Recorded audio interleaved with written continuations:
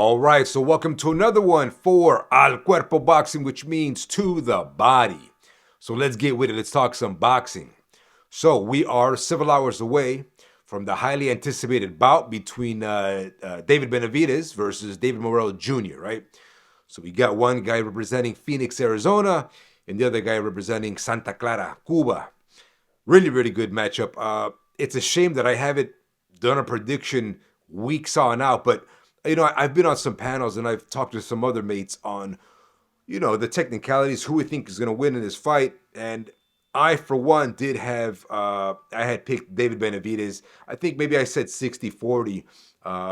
But, I did say, let me wait till fight week. Let me see their physiques. Let me see how they look before getting filled out on fight night. And this is important because it's a fight at 175. It's both of their second fights at light heavyweight. And I didn't want to jump the gun too soon. Not so much. Well, no, let me rephrase that. It's their second foray, right? At 175. They're both about the same height. In my opinion, they're about the same height. If anything, Benavidez is about an inch taller, if any, at most.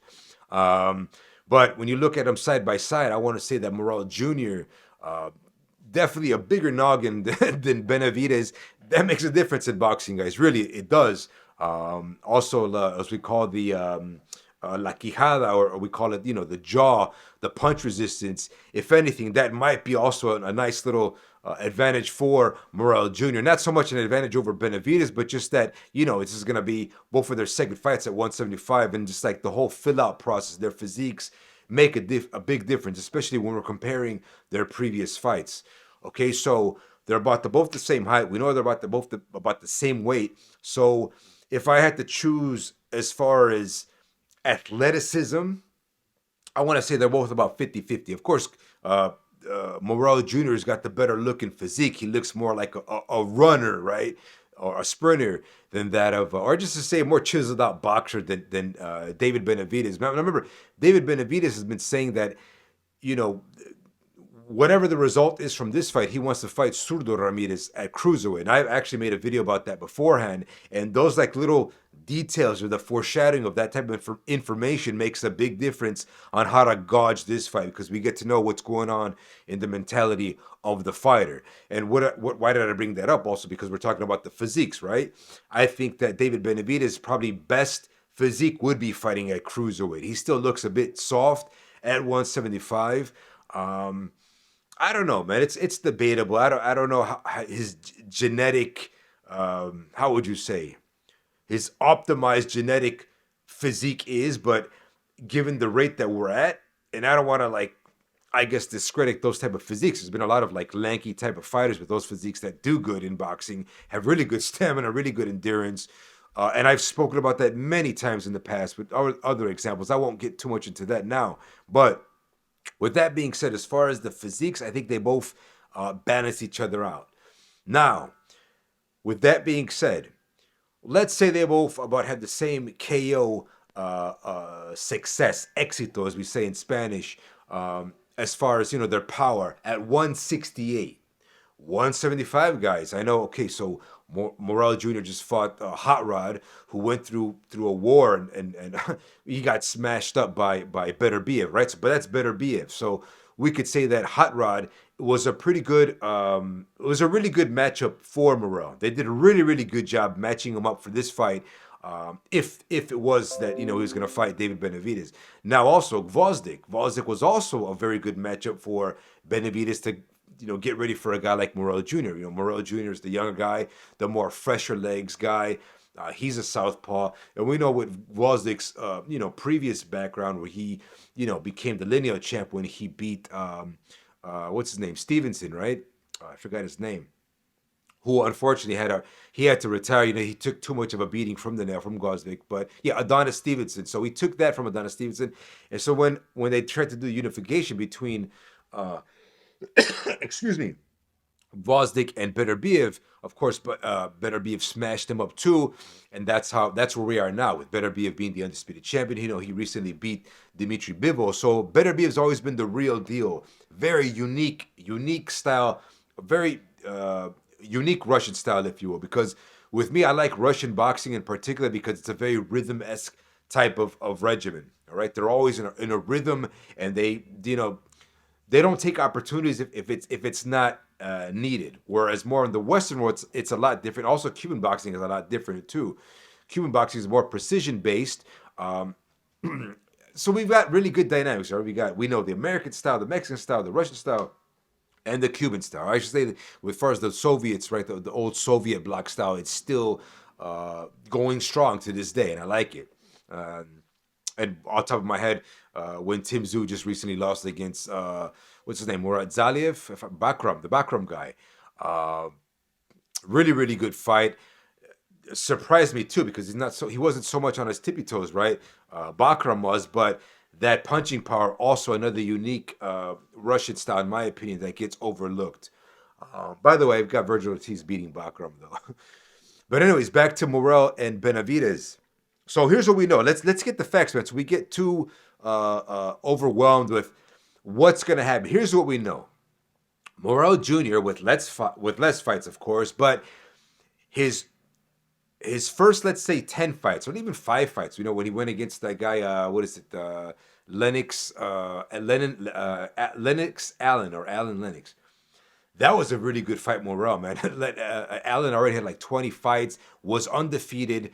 That's a big step up, guys. If you look at David Benavidez' earlier fights, right? His earlier fights, he was fighting guys with like 0 fights or debut runs. So it wasn't until like, I think the sixth fight from Benavidez, when he fought some guy from like Romania or some, I forgot where he fought, but that one was like 6 rounds, right? It was 6 rounds. It wasn't a 10-round fight, but you would assume that that type of fighter, David Benavidez, should have also got him out earlier. So, as you can see, the way they've been managed has been very balanced out, man. It's very balanced out. And so we've got Lennox Allen, I wrote it right here. Um, Lennox Allen was his third fight. Then when Morrell fought Aidos, right? That guy Aidos, that was his eighth pro fight.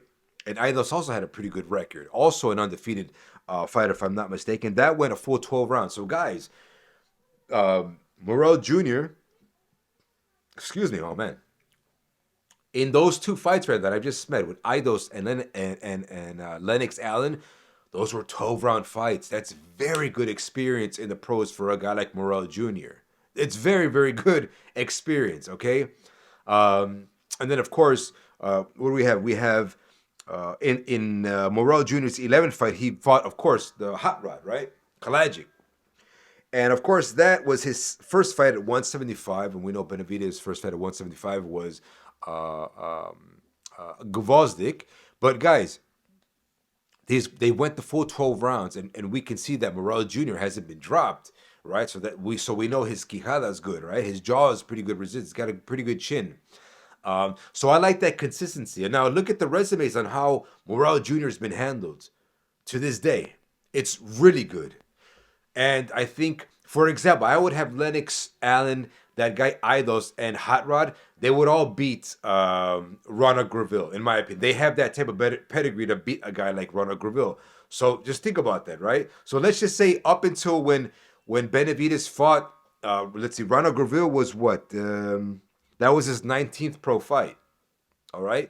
So you could see the balance that Morrell has already been pushed fast, kind of like the way they were pushing Andy Cruz, right? Or even like Lomachenko once upon a time. So these Cuban fighters, they have a history of being pushed pretty fast. Even Rigondeaux was pushed fast, and he became a champion, I believe, in his fourth or third fight, if I recall correctly. Excuse me.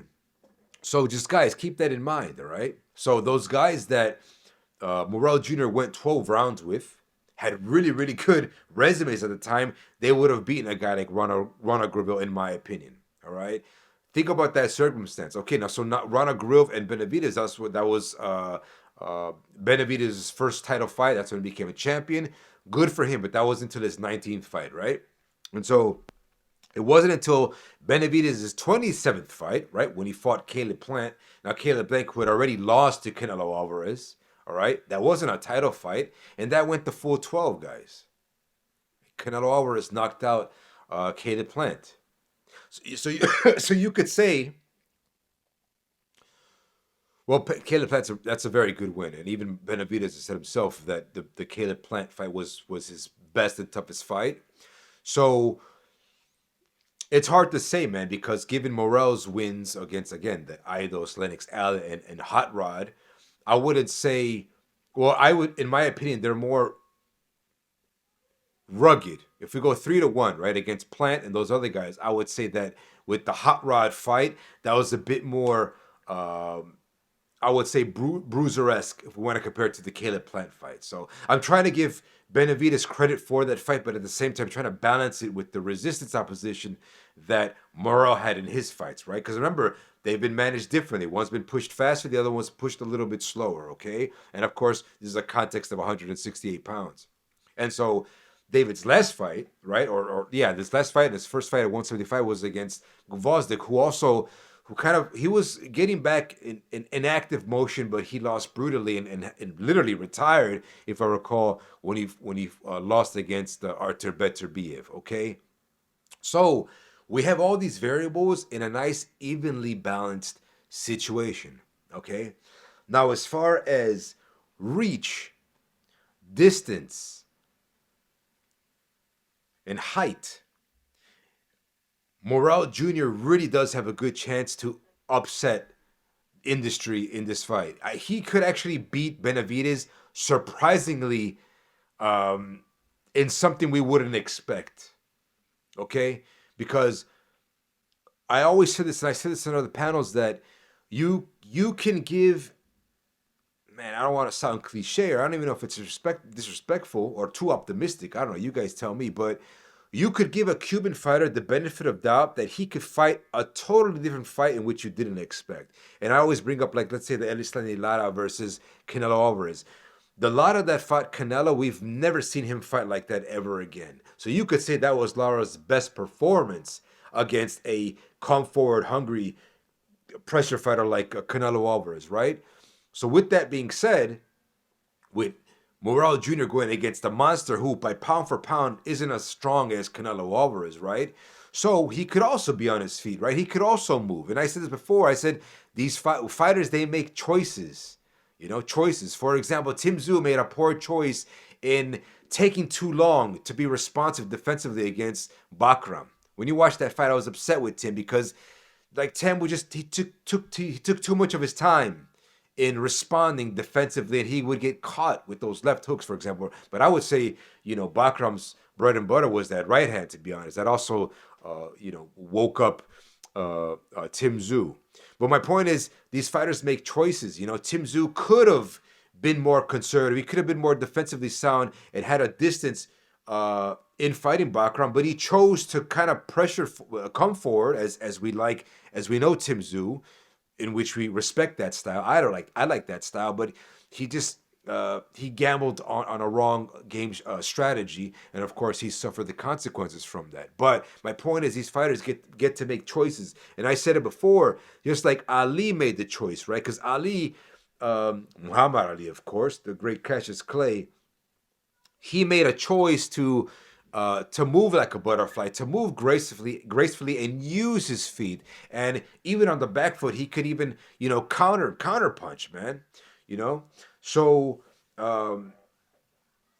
not saying that Morrell Jr. is gonna do a phantom punch, but uh, if Morrell Jr. is smart, he can use your best attributes with distance and reach, man. Use your feet, and embrace the Cuban style footwork that it's known for, right? Or what's expected to, because we don't expect these two to trade. That's not Morrell's style, and that's not even Benavidez, David Benavidez' style, to be more inside type of fighter. Though we could, and we'd like to see that, but Benavidez would have to be mindful of Morrell Jr.'s uppercut in the middle, because he's got a very fast uppercut, very good, fast, responsive uppercut, even when he puts guys to the ropes. That being Morrell Jr. offensively pushing guys on the ropes. And we know that David Benavidez likes to shell up on the high guard on the ropes and try and go for his counterattack. So, with that being said, as far as like the muscles, that's why they're both balanced, in my opinion. As far as what they're going to rehydrate to, I'm going to say maybe David Benavidez is going to be about maybe 7 pounds heavier than Morrell Jr. At most 10 pounds, but I'm going to say a good 6 to 7 pounds. And with all that being said, man, I think the resistance is gonna balance out. Um, Again, right now, I'm going to still pick Benavidez. I'm going to still lean towards 60-40. I don't want to go so much about the experience. Yeah, Benavidez probably has better experience in brawling, in sparring, of course. Because, again, the guys that he fought at 168, guys, those guys, he was too big for them. He was squeezing down at 168. The dude was cutting about 30 pounds on fight week. So we know, just like Surdo Ramirez, just like Caleb Smith, he was about 195 pounds in his 168-pound fights. Now here comes David Morrell, who probably too, though if you compare him to like a Lennox Allen or even that guy Idos, he was bigger in my opinion than Hot Rod, but I guess what I'm trying to say is that at 175, this looks like an evenly matched out fight. And I don't think David Benavidez is going to overpower Morrell in this fight. If he can land, of course. If Morrell decides to be squared up and be always centered with Benavidez, then that's going to cause him some troubles. Because it might influence Benavidez to attempt more jabs and meaning like secure more points, because even if Benavidez is more active, even if he's like touching up Morrell's high guard or when he's pawing on the jab, it might look like he's more of the active and busier fighter, which would be to Benavidez' favor if we go to on the point system, right? I'm up for a brawl. I'm up for a point system matchup too, but right now, excuse me, I would lean to Benavidez to win by split decision in this bout. And hopefully it's a good fight, because maybe we might get a rematch if it's that good. But that's what I have so far on that. Now, let's move on to the co-main, right? We got Isaac Pipo Cruz against the guy from La Ciudad de Mexico, if I'm not mistaken, against Fierro, right? Where is Pipo Cruz is from Tijuana, so if I'm not mistaken. What else? We have, who else do we have? Mono Ramos against Jason Rosario. I have Mono Ramos beating Rosario in, I want to say, 10-round stoppage. I just think Ramos has the experience. I know the Lubin fight was a bit, he didn't pretty press the gas on Lubin as he should have. Lubin, in my opinion, is a better power hitter than Jason Rosario. But yeah, that's my pick on this fight. I just think I want to see Mono Ramos in some more better fights at 154 these upcoming months this year. And then lastly, who else do we have? Oh yeah, Figueroa Jr. versus Fulton. For this bout, I'm going to pick a split decision win for Figueroa Jr. Don't count out Fulton, because even though Fulton did lose to Inoue, I want to pick. I think he has the athleticism and good ring IQ defense to have Figueroa Jr. honest in some of his punch selection. But of course, I could see Figueroa Jr. with some really good body work in this fight. Of course, he doesn't hit as hard as Inoue, but those are my picks, man. Let me know what you guys think, and I will see. Maybe I'll join some of you guys live in the upcoming hours, and I will catch you guys on the next one for another one for Al Cuerpo Boxing, which means to the body. Catch you guys on the next one, man. Peace.